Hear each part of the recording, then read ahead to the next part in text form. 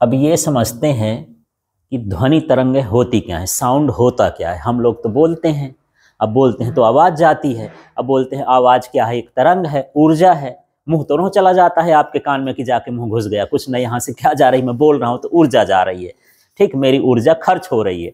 अब आप सुन रहे हो तो आपकी भी ऊर्जा थोड़ी थोड़ी खर्च हो रही है। यहाँ की मैं ऊर्जा बोला तो आपके कान के पर्दे को टनटनाया, फिर वो ब्रेन उसको पढ़ेगा, समझेगा, फिर वो रिएक्शन करेगा उसके हिसाब से कि समझ में आ रहा कि नहीं आ रहा, स्टोर करना है कि बाहर करना है, ये सारा कुछ।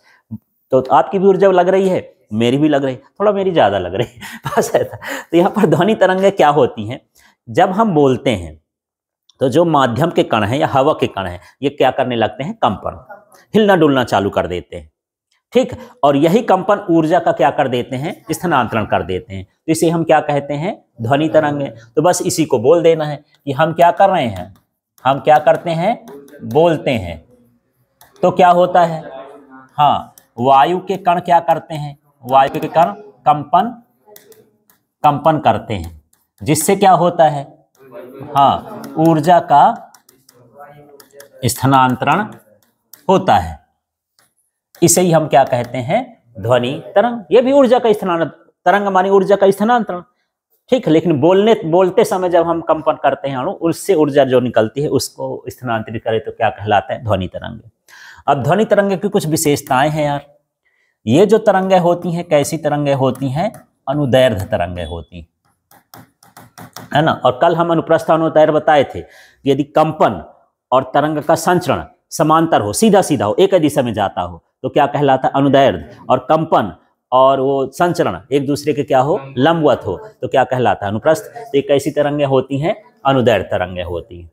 ठीक है, ये एनटीपी पर है। एनटीपी मतलब नॉर्मल टेम्परेचर एंड प्रेशर, सामान्य ताप व दाब पर, इसको ऐसा भी बोल सकते हो। जो इनकी चाल होती है वायु में 332 मीटर प्रति सेकंड होती है। ये वायु में चाल है हवा के लिए। ठीक है, और जैसे जैसे माध्यम सघन होता जाता है वैसे वैसे इसकी चाल बढ़ती जाती है। यदि मैं इसमें ऐसा ऐसा कर दूं, ऐसा, तो यदि आप कान लगा के सुनोगे तो इसकी आवाज़ जो है ज़्यादा तेज गति से चलती है। स्टील के अंदर लगभग 1360 किलोमीटर प्रति सेकंड होती है, इनके अंदर ध्वनि और ज़्यादा स्पीड से चली जाती है। ठीक है, पानी के अंदर गहराई में जाओगे तो आवाज़ और तेज चलती है। बोलोगे सर वहाँ तो बोले ना पाएंगे, तो भैया ऑक्सीजन सिलेंडर लगा करके फिर ऐसे सिस्टम करना, उसमें बोलोगे तो आवाज़ जल्दी और पहुँचेगी उसमें पानी के अंदर। तो जैसे जैसे माध्यम सघन होता जाता है ना, ध्वनि की स्पीड भी क्या होती है, बढ़ती जाती है। तो यहाँ पर वायु में जो स्पीड होती है वो कितनी होती है, 332 मीटर प्रति सेकेंड। ठीक है, अब यहाँ पर हम ये समझ लें, यदि हमारे पास यहाँ इस तरह से है, ये न्यूनतम जो आवृत्ति होती है सुनने की वो कितनी होती है, 20 हर्ट्ज, और जो अधिकतम हम सुन सकते हैं वो 20,000 हर्ट्ज। इसको 20 किलो हर्ट्ज भी बोल देते हैं, एक ही चीज़। माने कम से कम हम सुन सकते हैं, सामान्य आदमी का कान वान सब स्वस्थ है, बढ़िया है, तंदुरुस्त है, तो कम से कम कितनी आवाज़ आवृत्ति की सुन सकता है, 20 हर्ट्ज की। और ज़्यादा से ज़्यादा कितनी सुन सकता है, 20 किलो हर्ट्ज की आवृत्ति को सुन सकता है। ठीक है, इससे कम आवृत्ति की आवाज़ छोटे बच्चे सुन लेते हैं। घरों में मान के चलो, जब छोटे बच्चे होते हैं और घर में कोई चोरी करता हो तो आप न सुन पाओगे, लेकिन छोटा बच्चा रोने लगेगा, क्योंकि जहां भी चोरी करेगा तो दीवार खनेगा, कुछ भी करेगा, तो आप आवाज नहीं सुन पाओगे क्योंकि इसकी आवृत्ति इससे भी कम है। और छोटा बच्चा जो होता है वो इस आवाज को भी क्या कर लेता है, सुन लेता है, और उसको सुनता है तो रोने लगे तो उसका संकेत समझना चाहिए कि रो कह रहा है भाई वाला, देख का झाँक आए घर हर का कैसा है, ऐसा होता है। ठीक है, तो छोटे बच्चे इससे कम आवृत्ति की भी आवाज सुन सकते हैं। और 20,000 हर्ट्ज ये है ना, या 20 किलो हर्ट्ज से अधिक आवृत्ति को हम नहीं सुन सकते हैं। जैसे प्रकाश है, ये भी तरंग है, तो सुनाई तो नहीं दे रही, दिखाई दे रही यार, उल्टा काम है इसका। इसलिए क्योंकि इसकी आवृत्ति इससे क्या है, अधिक है। जो अधिक आवृत्ति होती है वो हमको दिखाई नहीं देती। आप आग तापते हो, उसमें भी अवरक्त किरणें निकलती हैं, तरंगें निकलती हैं, क्या आपको सुनाई देती हैं? नहीं सुनाई देती हैं, क्योंकि उसकी आवृत्ति इससे क्या है, अधिक है। आप मोबाइल में बात करते हो तो आपकी आवाज़ यहीं भर, अब यहाँ से जा गई, मान लो इंदौर लगाए हो फोन, तो यहाँ से हल्ला करते जाती है तरंग, नहीं जाती है, क्योंकि जो हमारा मोबाइल है उसकी आवृत्ति को क्या कर देता है, बढ़ा देता है। अब बढ़ी हुई आवृत्ति को कोई सुने ना पाएगा, फिर उसके मोबाइल में जाएगा तो उस आवृत्ति को क्या कर देगा, घटा देगा, 20 इसके रेंज में ला देगा तो हमको सुनाई देने लगेगा। तो इस तरह से हमको जो इससे ज्यादा की आवृत्ति होती है उसको हम नहीं सुन सकते हैं, ठीक। और इससे कम की होगी तो भी हम नहीं सुन सकते, इसके बीच की होगी तब, जब ये बहुत 20 किलोहर्ट्ज कान में लग के जिसको बोलते हैं फुसफुसा रहा है उसको, है ना, वो वाली आवाज है 20 हर्ट्ज, ठीक। अब बहुत खूब चिल्लाओ, तुम तो चिल्ला ही नहीं सकते हो इतनी आवाज हमारे इंसान की नहीं हो सकती है। बोलने की क्षमता, सुनने की क्षमता जरूर है। जो बड़े बड़े हवाई जहाज चलते हैं और उनकी आवाज भी जो ऊंची तक, माने कभी कभी जो फाइटर जेट वगैरह होते हैं ना, इससे ज्यादा आवृत्ति की जो तरंगे निकाल देते हैं तो हम फिर सुनाई नहीं देते, बस यही भर दिखेगा हवाई जहाज गया, आवाज नहीं सुनाई देगी, उससे ज्यादा की आवृत्ति हो जाती, इसलिए, ठीक है। ये क्लियर हो गया। तो जो 20,000 से हर्ट्ज से कम की आवृत्ति की होती है उसको बोलते हैं इंफ्रासोनिक,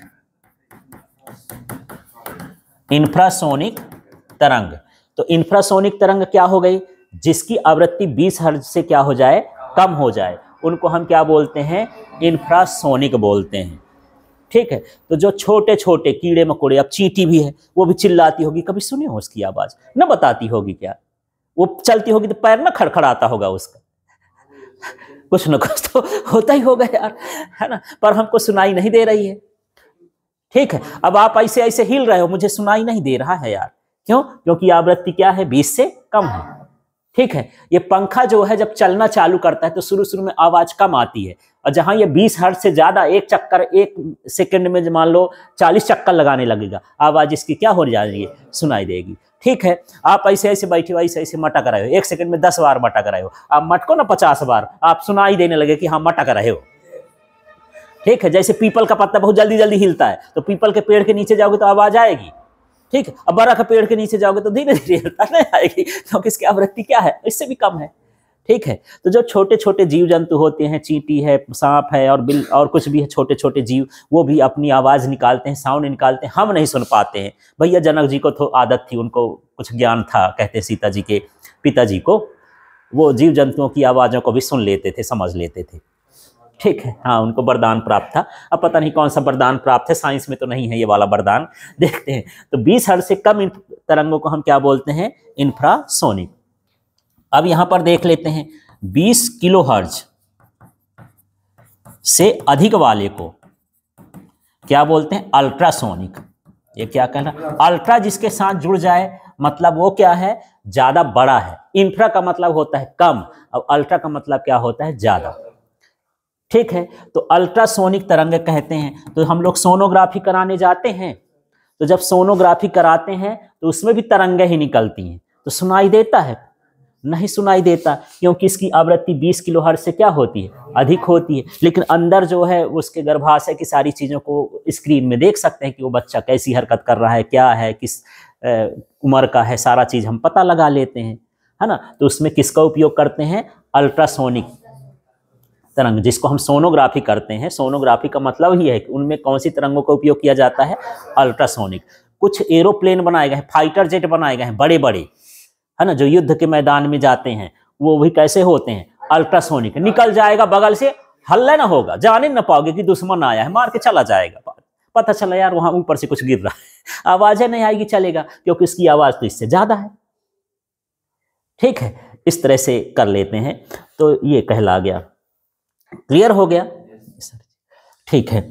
अब यहां पर यह है कि ध्वनि तरंगों को चलने के लिए किसकी आवश्यकता होती है, माध्यम की आवश्यकता होती है। बिना माध्यम के ये एक रति नहीं चल सकती हैं, ठीक। आवश्यकता लिख गया, आवश्यकता होती है, बाकी समझना, यो तीवा वो वाला है, हो वाला है ना। हाँ, तो इसको चलने के लिए क्या होती है, माध्यम की आवश्यकता होती है। सघन माध्यम में इसकी चाल क्या हो जाएगी, सघन माध्यम में चाल क्या हो जाएगी, अधिक हो जाएगी, ठीक है। और इसके साथ यदि घनत्व बढ़ जाए, घनत्व बढ़ने पर, वायु का घनत्व बढ़ने पर चाल क्या हो जाती है, अधिक हो जाती, ठीक है। अभी जैसे कोहरा है, तो कोहरा हो, यदि ट्रेन जाती हो तो दूर ट्रेन, यदि मान लो यदि कोहरा ना होता तो 2 किलोमीटर दूर से हमको सुनाई देती थी। अब यदि कोहरा हो गया और ट्रेन जा रही तो उसकी आवाज़ 3-4 किलोमीटर दूर तक भी सुनाई देगी। घनत्व बढ़ने से आवाज़ जो है दूर तक चली जाती है। अभी ठंडी के मौसम में आपको ट्रेन की आवाज़ ज़्यादा सुनाई देगी, जैसे मेरे घर तक कभी कभी आ जाती है, और मेरा घर जो है स्टेशन से लगभग 3-4 किलोमीटर दूर है। हाँ, लेकिन अब यही गर्मी का मौसम हो तो गर्मी में पता ही नहीं चलता है कि ट्रेन गई कि आई, लेकिन ठंडी में पता चल रहा है, क्योंकि ठंडी में वायु का घनत्व कैसा हो जाता है, अधिक हो